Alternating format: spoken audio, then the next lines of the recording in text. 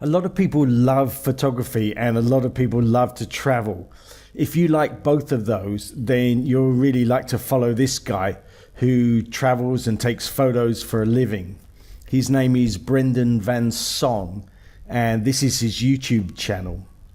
It's a really good vlog because he talks about his income, tells you where he's going, tells you about the good things and the bad things.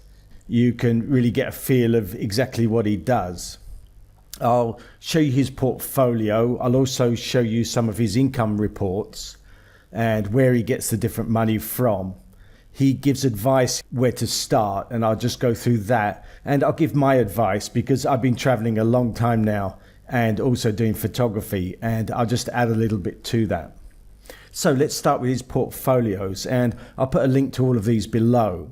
On YouTube, he's got a vlog, and he talks about things like here, how much he spends and how much he earns. Also the different countries. He just goes to so many different countries. Here we've got the Philippines, Namibia, Pai in Thailand,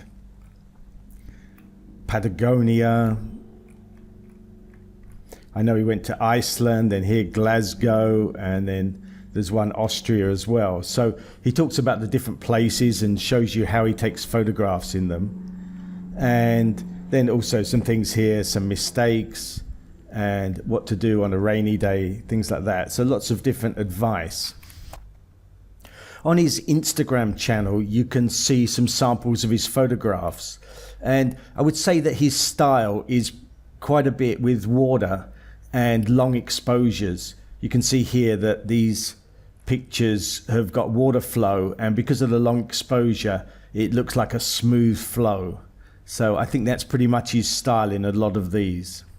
He also tries to go for that golden hour in the morning and in the evening to get more of a warm temperature with his photographs.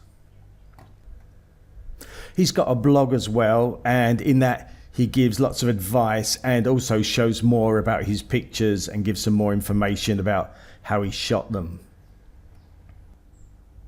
One of the great things is he does give his income reports. You can see the different ways. He actually gets income in 8 different ways. He calls it an octopus. So you've got editorial, commercial, then assignments, stock photography, social media, his blog and his vlog, and then also a little bit from affiliate marketing. So he explains the different ways he gets it. I think 2 of them stand out. The summer months, he gets a lot of assignments and he charges $400 a day for those. And also he has started getting a lot more money from social. You can't see it in this month, but then in a couple of months later than this video, he got $4,000 for that month from social media. So he said that's gradually going up. His income really goes up and down a lot. One month, I remember he got $15,000, and another month was almost nothing. And it seems that if I average out the ones that I've seen, maybe he gets around $6,000 a month. So it's still pretty good, but he's been doing this quite a while. But if you learn from his mistakes, then hopefully you could make a good income on it. So he talks about his advice on how to start.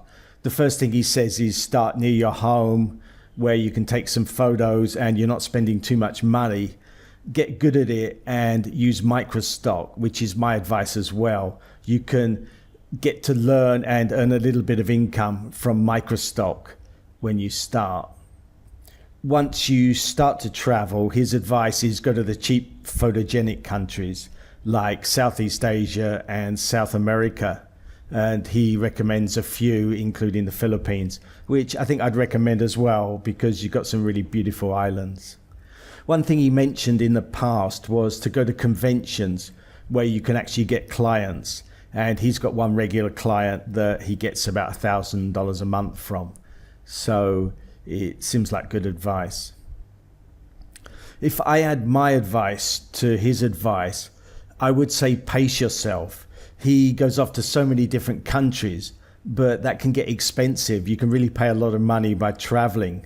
My experience in traveling is if you stay somewhere a month, you get a much better deal on your accommodation it can be a half or a third. And also, one of the big expenses is flights and just other forms of travel.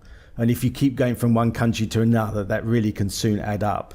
And you also even cut down on things like food, because the longer you stay somewhere, you find cheap places to buy food.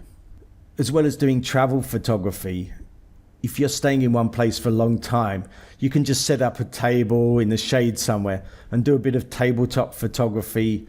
And you can also find a model and do a bit of model photography. Because if you're just going for the golden hours in the morning and the evening, then you've got a lot of the day wasted. And you could be using that to take extra photos.